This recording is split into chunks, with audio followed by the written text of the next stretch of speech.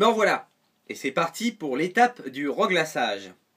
Mais avant toute chose, je voulais vous donner encore quelques petits conseils, comme ça, et révéler un petit secret, une technique que j'utilise justement pour retoucher mes tableaux à la fin et permettre à celui-là d'avoir un aspect quasi photographique. Je dis quasi photographique car j'ai encore énormément de travail à réaliser pour arriver à un rendu photoréaliste.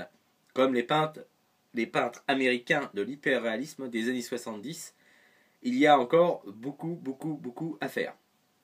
Mais je progresse et en même temps, je voulais vous donner quelques conseils pour que vous progressiez aussi. Alors, tout d'abord, avant de commencer cette étape de reglaçage, j'ai passé au préalable un vernis.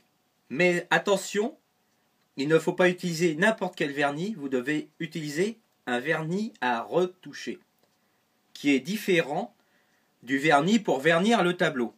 Et si vous utilisez un vernis pour vernir des tableaux, vous aurez un rendu qui n'est pas terrible. Parce que, bien sûr, vous ne pouvez pas peindre après avoir verni. Mais là, c'est un vernis spécial. C'est ce qu'on appelle un vernis à retoucher. Pour en revenir à ça, pourquoi j'utilise ce vernis ? C'est tout simplement parce que j'isole le fond. D'abord, il sert à isoler le fond. Vous disiez, pourquoi il ne peint pas directement sur la peinture avant ?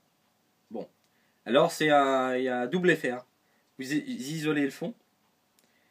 Et sur ce vernis, vous allez peindre, retoucher certaines parties pour redonner des valeurs, des contrastes à l'image, pour surligner certaines zones et utiliser certains petits détails.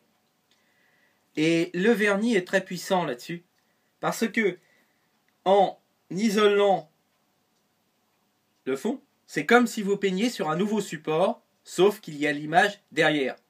Si bien que ça va créer une superposition et ça va vous donner davantage l'illusion du réel.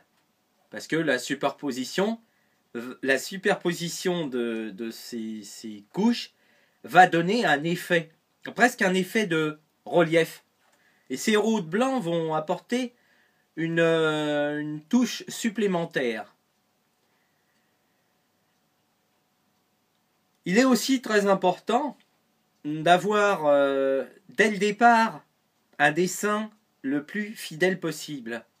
Et ça, je vous le répéterai sans cesse.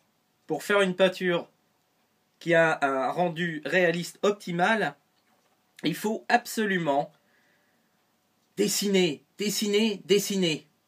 Alors, si vous n'êtes pas à ce niveau-là, comme j'étais avant, je vous conseille de faire un dessin par jour ou de peindre 1 à 2 heures par jour. Bien sûr, pas peindre une peinture comme ça,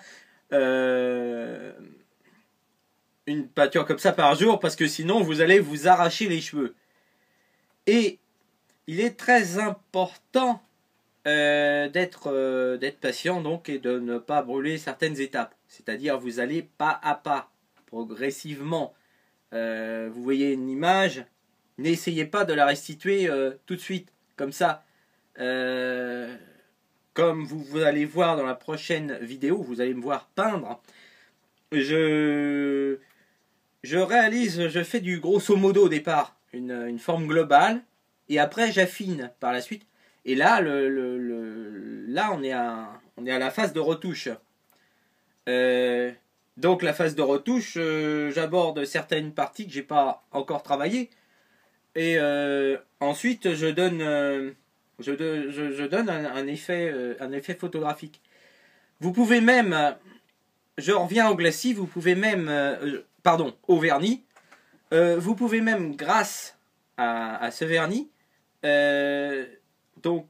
superposer certaines strates, certaines couches, et donner des effets de flou photographique, des flous de distance focale. Mais là, il n'y a pas de flou, puisque c'est... vous voyez la photo initiale, c'est tout sur le même plan, mais c'est très puissant en tout cas.